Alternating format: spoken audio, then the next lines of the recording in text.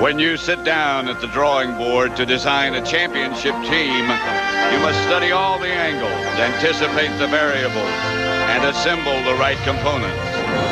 The Vikings have designed a soaring, high-rise offense built with flexible steel, a fast-track, elegant structure reaching to the heavens, mixed with a well-grounded attack carried out with machine-like precision that can excite and inspire.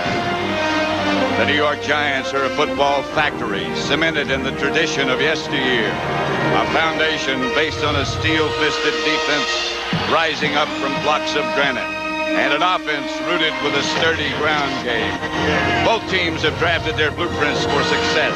For the winner, Super Bowl 35 awaits. It is a wild and raucous sellout crowd at Giant Stadium in the Meadowlands. Lawrence Taylor, Hall of Famer Harry Carson alongside him, ex-Giant defensive stalwarts, as the Giants entertain the Minnesota Vikings in the NFC Championship battle.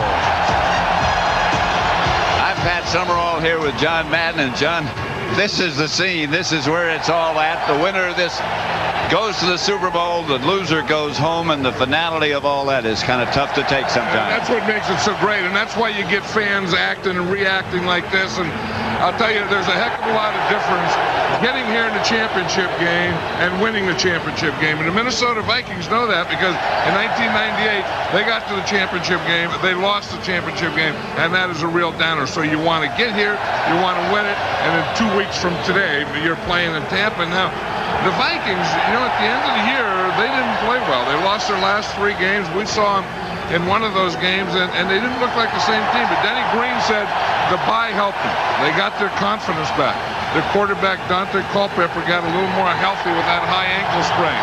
And it's going to be on his arm today. I mean, I think because the thing that they have to do to beat the Giants is they have to get the ball to Chris Carter and Randy Moss, and this is the guy that has to do it. Then on defense, we talked to Emmett Thomas last night.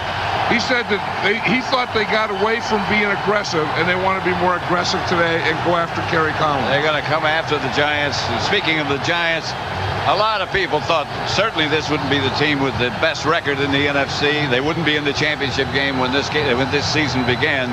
This Giant team surprised you?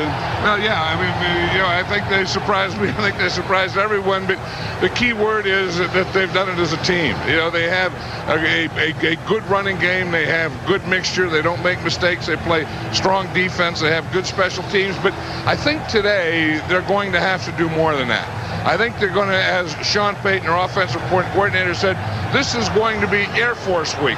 We're going to have to air it out. And I think a big part of it is going to be on Kerry Collins, because you can't play the Minnesota Vikings, an explosive offensive team, and not score a touchdown. On defense, they have to handle the speed of the Minnesota Vikings.